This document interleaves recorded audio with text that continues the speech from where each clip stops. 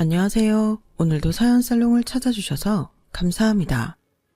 마흔을 바라보는 여성입니다. 결혼 10년 차에 접어드니 그동안 지나온 세월이 주마등처럼 펼쳐지곤 하네요. 한때 저희 부부는 이혼 문턱까지 간 적이 있었습니다. 저도 그렇고 남편도 그렇고 더는 함께할 의지조차 갖지 못한 때였죠. 입 밖으로 내놓기 힘들었던 이혼이란 단어는 한번 뱉어내고 나니 별것도 아니란 생각이 들 만큼 쉽게 변했어요. 그래서 남편과 말다툼을 할 때마다 버릇처럼 툭툭 내뱉곤 했습니다. 처음엔 이혼하자는 말에 멈칫했던 남편도 내성이 생겨서 그랬는지 언제부턴가는 그래, 하자, 이혼하자고. 저보다 더 무섭게 받아치곤 하더군요. 부모가 허구한 날 이혼이란 말을 입에 달고 살아서 그런가 아들 녀석도 어느 순간부터는 부모의 이혼을 받아들이는 눈치였어요. 그리곤 변해갔죠. 사내 아이인데도 애교가 많아서 제 꽁무니를 쫄쫄 따라다니며 종알대던 아이였는데 한순간에 입을 꾹 다물곤 우리 부부와 눈도 마주치려고 하지 않더라고요. 툭하면 짜증을 내고 화를 내는 것도 그렇고요. 한때는 대화도 많이 하고 아예 웃음이 끊이지 않는 집이었는데 순식간에 집안 분위기는 삭막하게 변해버린 거예요. 솔직히 억울했어요. 이 모든 게 우리 식구의 잘못이 아니었으니까요. 이혼의 원인은 바로 시댁 때문이었거든요. 저는 친정부모한테 제대로 사랑을 받지 못하고 자랐어요. 어릴 때부터 한 살 위 언니랑 늘 비교를 당하고 살아왔거든요. 저희 언니는 부모님의 장점만 받고 태어나서 얼굴도 예쁘고 공부도 잘하고 심지어 피아노나 미술 같은 예능 쪽에도 소질이 있는 만큼 엄친 딸이었어요. 저도 나름 그리 못난 편은 아니었지만 잘난 언니 옆에 있다 보니 상대적으로 못난이 신세를 면치 못하곤 했죠. 성적도 언니만큼은 아니래도 늘 상위권을 유지하고 있어서 어디 가서 공부 못한다는 소리는 안 들었는데 집에만 오면 늘 주눅이 들곤 했어요. 아영아, 넌 어쩜 그렇게 돈 들이는 보람이 안 나니? 네 언니를 봐라. 너랑 똑같이 학원 보내는데도 네 언니는 전교 1등인데 넌 고작 반에서 3등이잖니? 엄마, 3등도 잘하는 거거든? 내 친구 엄마들은 다들 나보고 공부 잘한다고 하는데 엄마는 왜 항상 날 바보 취급해? 몰라서 물어. 네 언니를 봐라. 그런 말이 안 나오나. 먹는 걸 덜 먹이기래. 입히는 걸 덜 입히기를 해. 죄다 똑같이 챙겨주는데 쟨 누굴 닮아서 저러나 몰라. 네 언니 반만 닮아봐라. 그럼 엄마가 널 업고 다닐 테니까. 얼굴도 성격도 다르게 나온 건 부모님이면서 그 탓을 온통 제게 떠넘기는 게 짜증나고 싫었어요. 길을 쓰고 달려들어서 해도 언니를 따라잡기 힘든데 나보고 어쩌라는 건지 마음속에 원망만 커져갔죠. 엄마 말대로 같은 돈을 들여도 언니와 제가 차이를 보이자 어느 순간부터 부모님은 언니한테만 투자를 하기 시작했어요. 한마디로 저는 버리는 패였던 거죠. 고등학생 때도 언니는 야간 자율학습 대신 엄마가 직접 차에 태우고 다니면서 고가의 학원 수업과 과외를 시켰어요. 반면에 저는 돈 들인 보람이 없다면서 학원조차 보내주지 않았죠. 밤 10시까지 학교에서 자율학습을 하고 밤늦게 혼자 집에 돌아오는데도 누가 하나 마중 나오거나 기다려주는 사람이 없었어요. 남이라도 이러진 않을 거다 싶을 정도로 차갑게 외면당한 신세였죠. 결국 언니는 명문대 의대에 진학을 했고 저는 간신히 인서울대학에 턱걸이로 들어갈 수 있었어요. 대학에 들어가서도 부모님은 의대 다니는 큰딸한테만 온통 신경을 쓰셨지 저한테는 관심조차 없었어요. 심지어 제 전공이 뭔지도 모를 정도로요. 등록금도 제대로 내주신 적이 없었어요. 예, 네 언니 의대 학비 되는 것만으로도 허리가 휠지경인데 똥통 삼류대 다니는 네 등록금 달라는 소리가 나오니? 그런 대학에서도 장학금 못 딸 거면 대학은 뭐 하러 다녀? 엄마가 내 친엄마 맞아?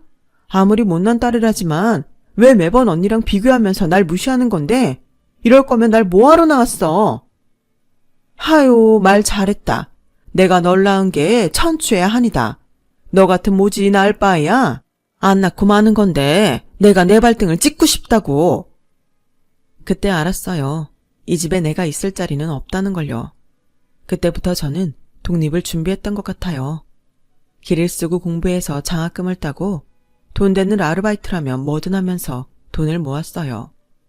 나를 쓰레기 취급하는 이 집에서 당당히 나갈 그날을 위해서요. 제가 독립을 하게 된 건 대학을 졸업하고 회사에 입사한 지 반년쯤 된 때였어요. 직장인 대출을 받아서 보증금을 마련해 월세로 원룸을 얻었거든요. 그랬더니 엄마가 그러는 거예요. 너 원룸 보증금 할 돈 있으면 네 언니 학비 좀 보태지. 어쩜 그렇게 이기적이니? 너 그렇게 독립하고 싶으면 다음 학기 네 언니 등록금 내는데 너도 좀 보태. 네 언니가 의사 되면 너 모른 척 하겠니?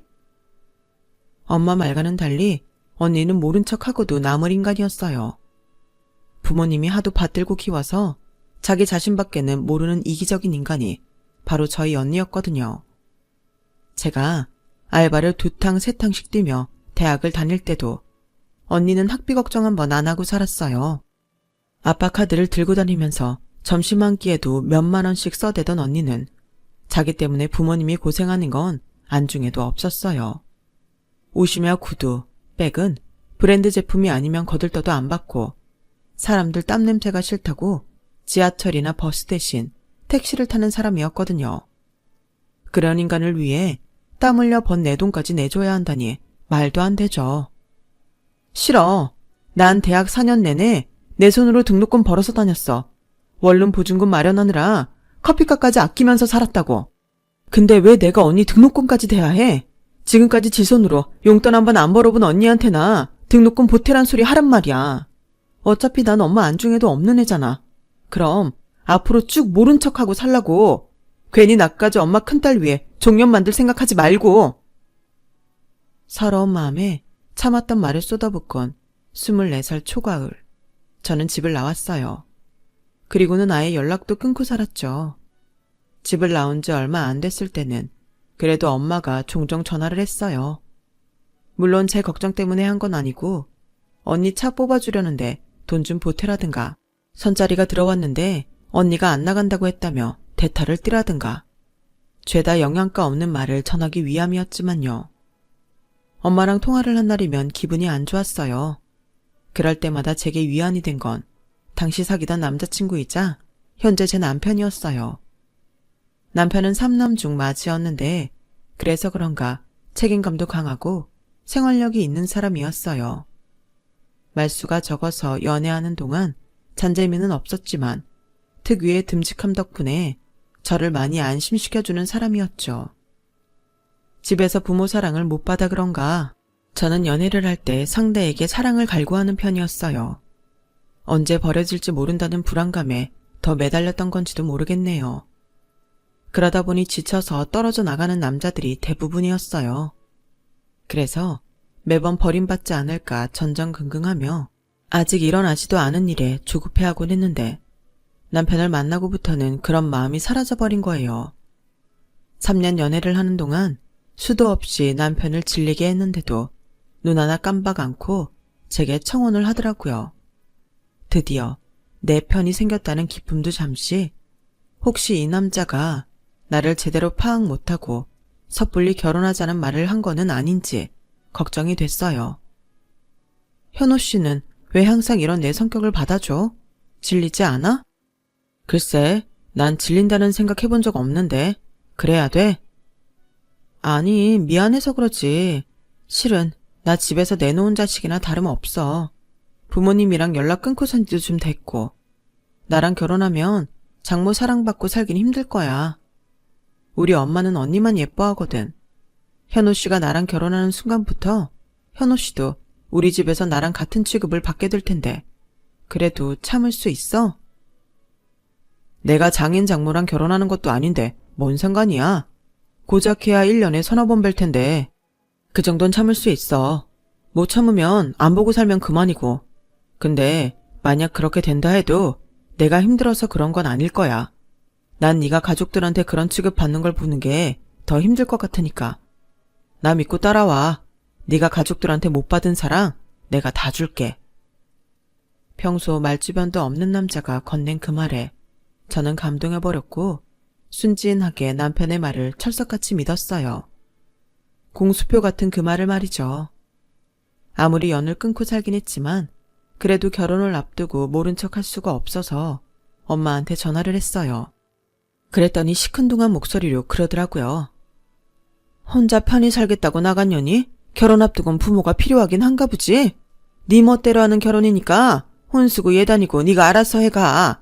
우린 너까지 챙길 여력 없다. 뭐 해달라고 연락한 거 아니야. 그냥 상견례 때랑 결혼식 때 혼주석만 지켜줘. 그거면 돼. 어차피 남편도 저도 서로 모아둔 돈으로 결혼을 하기로 했던 거라서 아무것도 못 해준다는 엄마 말에 서운하지는 않았어요. 어차피 결혼 준비는 저랑 남편이 알아서 하기로 했기 때문에 서둘러 상견례 자리를 마련했어요. 언니는 병원 일이 바빠서 못 온다고 해서 저희 집에서는 부모님만 나오셨고 시댁에서는 시부모님과 시동생들까지 모두 나왔어요. 형식적인 인사를 하고 신혼집과 결혼식 규모에 대한 얘기를 시작했는데 대뜸 저희 엄마가 저희 언니 얘기를 꺼내지 뭐예요. 어려서부터 공부를 잘했다느니 지금은 명문대 의대 졸업하고 대학병원에서 레지던트로 있는데 인물도 좋고 어디 하나 빠지는 게 없는 애라면서 어찌나 자랑을 하든지 제가 다 창피해서 숨고 싶을 정도였어요. 시집보내는 딸 자랑이 아니라 그 언니 자랑을 온통 해대니 시부모님을 비롯해 그 자리에 있던 사람들이 전부 어안이 벙벙해진 건 당연한 일이었죠. 보다 못한 제가 엄마 말을 중간에 끊었더니 화를 내시더라고요. 넌 시부모님 앞에서까지 버릇없이 굴래? 왜? 네 언니 자랑하니까 배알이 꼴려 그러니? 하여간 잘난 건 하나 없으면서 세문 많아가지고. 사돈, 우리 애가 이렇답니다. 우리 윤서방이 성격도 좋지. 이런 애를 데리고 살겠다고 하니 말이야. 내가 다 미안해서 정말.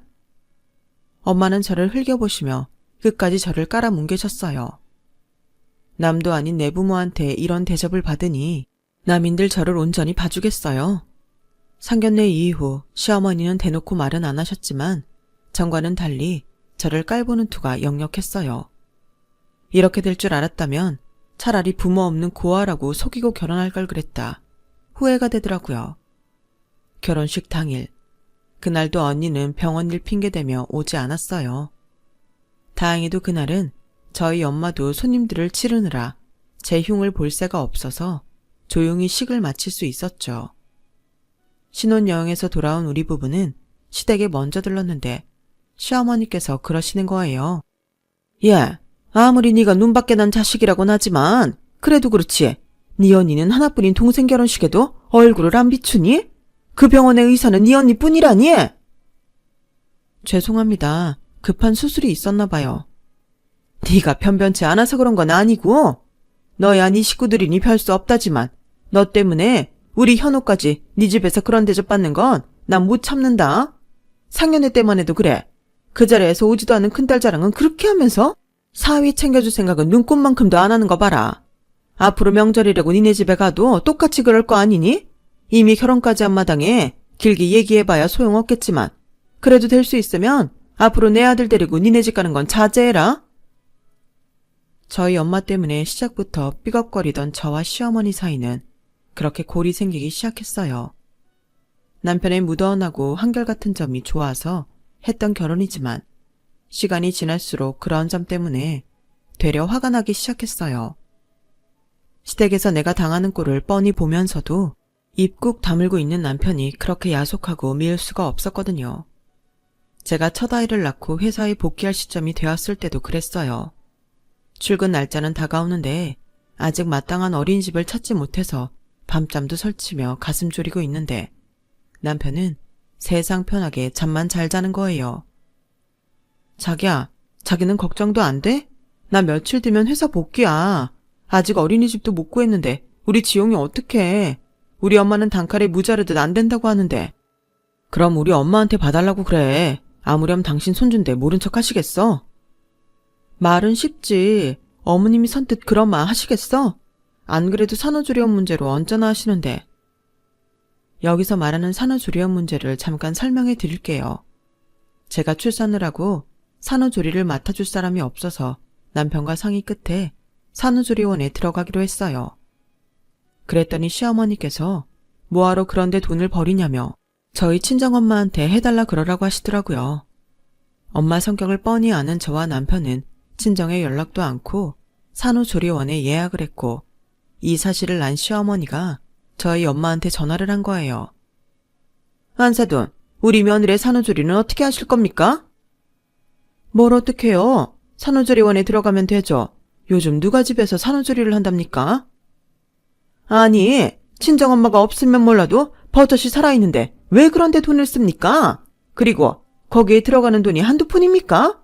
우리 아들이 뼈 빠지게 번 돈을 왜 그런데 써요? 그렇게 돈이 아까우시면 안사돈이 해주시면 되겠네요. 남의 애를 낳은 것도 아니고 그쪽 집안 손주 낳은 거 아닙니까?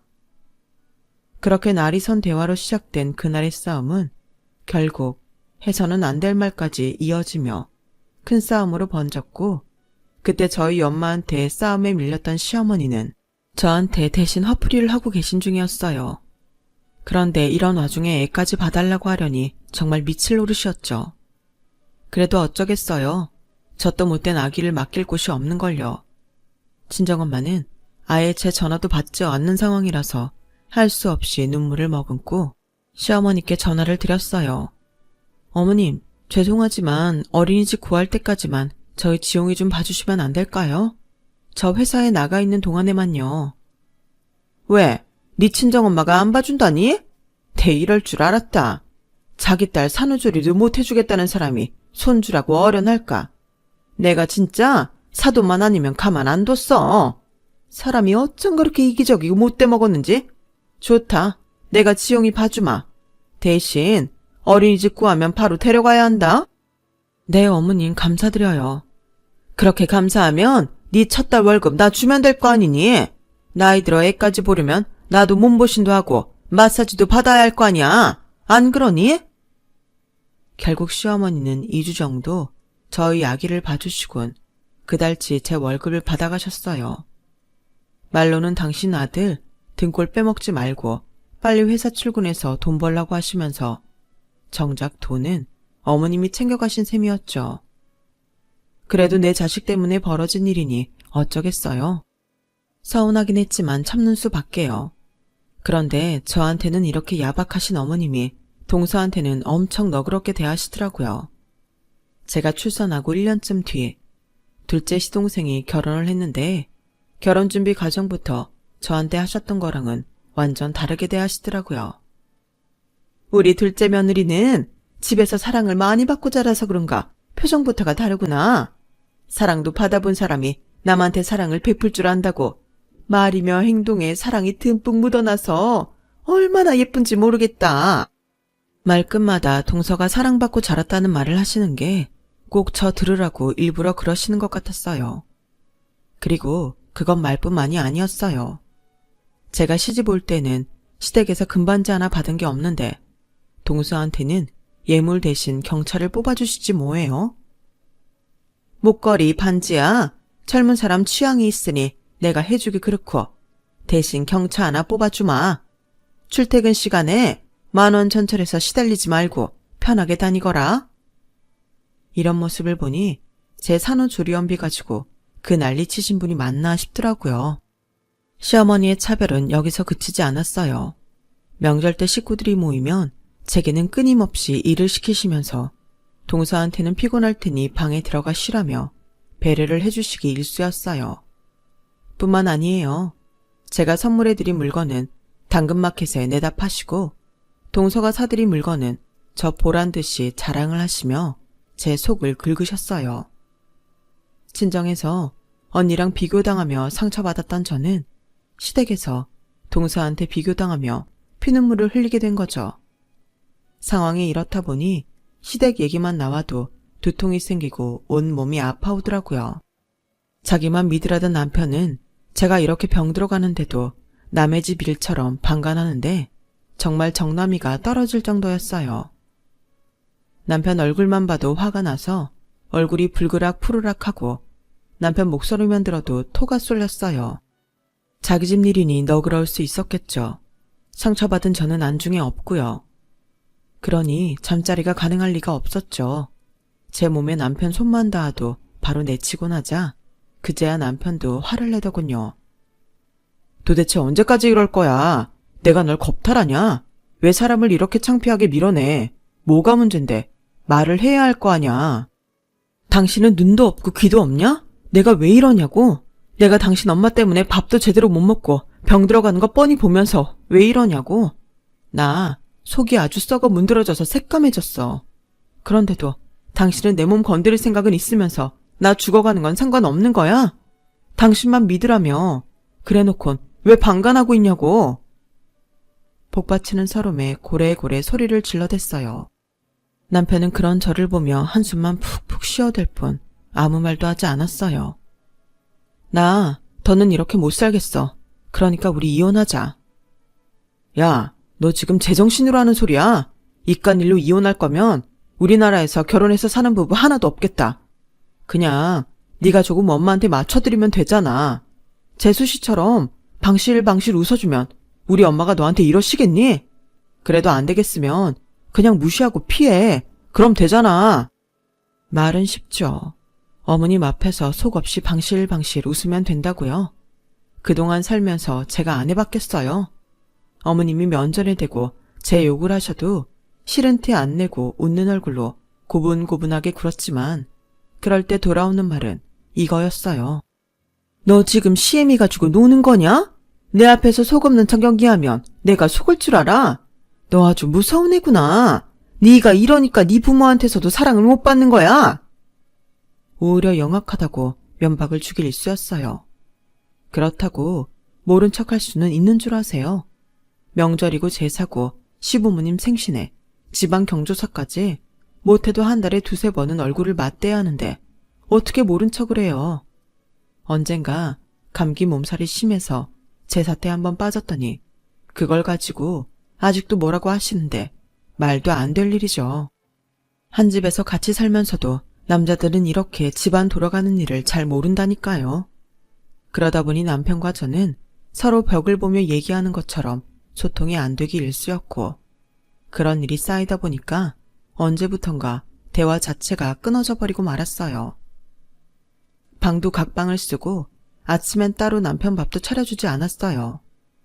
어차피 아들 먹으라고 해둔 밥이랑 반찬이 있으니 먹고 싶으면 꺼내 먹든 말든 하라 이거였죠. 퇴근 후에도 마찬가지였어요. 저도 남편도 한 집에서 잠만 자는 사이 그 이상도 이하도 아닌 관계로 변해갔죠. 우리 부부가 이렇다 보니 아들 녀석도 말수가 줄고 저희 눈치를 보며 지 방에서 나오지 않더라고요. 그러던 어느 날이었어요. 퇴근 후 아들이랑 저녁을 먹고 소파에 누워 TV를 보고 있는데 9시 넘어서 남편이 돌아오더라고요. 회식이 있었는지 술 냄새를 풍기고 들어와서는 검은 봉지를 식탁에 올려놓곤 씻으러 들어가더군요. 봉지에 든 게 뭔가 싶어 슬쩍 들춰봤더니 글쎄 안에 딸기가 2팩이나 들어있지 뭐예요. 연애하던 시절 유독 딸기를 좋아하는 절 위해 남편이 종종 사다 주곤 했었는데 결혼한 뒤로는 사는 게 바빠 그런지 한 번도 사다 준 적이 없었어요. 남편도 아들도 과일을 싫어해서 그동안 제 손으로도 사 먹지 못했던 딸기였는데 남편이 잊지 않고 사다 주니 얼었던 마음이 조금 녹는 것 같더라고요. 남편이 먼저 손을 내밀어줬는데 모른 척 할 수가 없어서 딸기 한 팩은 냉장고에 넣어두고 한 팩은 씻어서 접시에 담았어요. 그리곤 식탁에 앉아서 딸기를 먹고 있는데 남편이 욕실에서 나오더라고요. 딸기를 먹고 있는 저를 물끄러미 보길래 제가 먼저 말을 걸었죠. 당신도 하나 먹을래? 딸기가 참 다네. 이렇게라도 남편과 말을 이어가려고 힘들게 꺼낸 말이었는데 남편이 아무 말도 않고 저를 빤히 바라보기만 하는 거예요.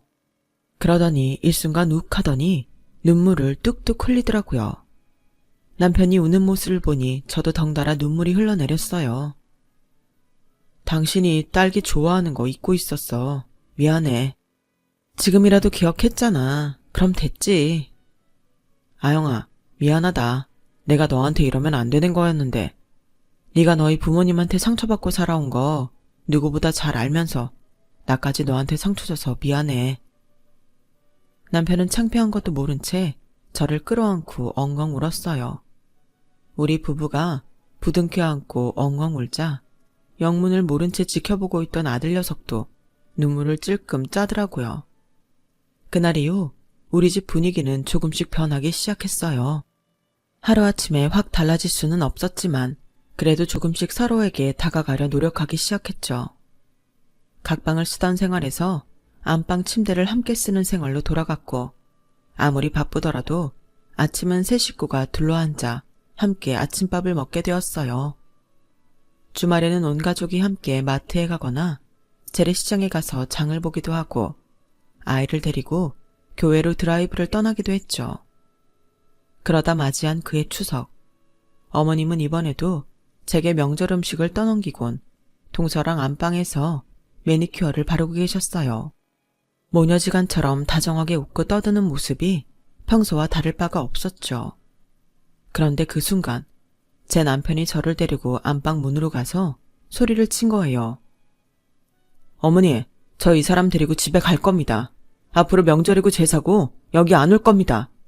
그동안 내 와이프도 제대로 못 챙긴 놈이 할 말은 아니지만 그래도 마지막으로 할 말씀 드릴게요. 이 사람 어머니가 함부로 대해도 되는 사람 아닙니다. 우리 집에 와서 이날이 때까지 식구들 비위 맞춰가며 죽어라 노력했지만 여전히 어머니 눈에는 안 차시는 것 같아서 이제 그만 시키려고요. 그러니까 앞으로는 어머님이 좋아하는 둘째 며느리 데리고 명절도 쇠시고 제사 음식도 하세요.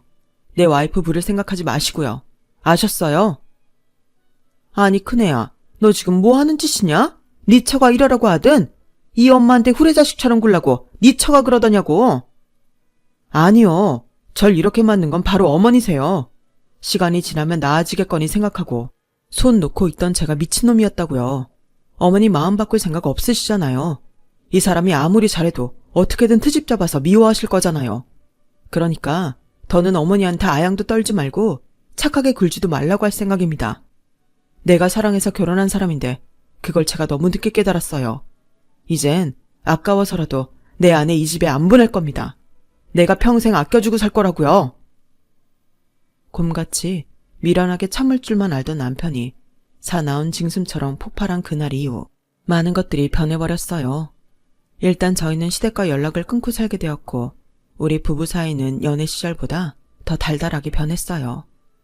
평생 애교라고는 모르던 남편은 세상 둘도 없이 달달한 슈가맨이 되었거든요.